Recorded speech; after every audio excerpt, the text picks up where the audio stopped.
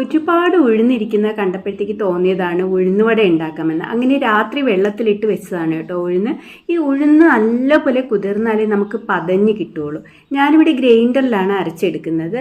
അപ്പോൾ ദേ ഇതുപോലെ അരച്ചെടുക്കുക. ഒട്ടും അധികം വെള്ളം ചേർക്കാതെ ദേ ഇതുപോലെ കട്ടിക്ക് അരച്ചെടുക്കണം കേട്ടോ. എന്നിട്ട് ഒരു 1-2 മണിക്കൂർ നമുക്ക് ഫ്രിഡ്ജിൽ വെച്ചിരുന്നിട്ട് എടുക്കുക. അപ്പോഴാണ് നല്ലപോലെ കിട്ടുന്നത് കേട്ടോ.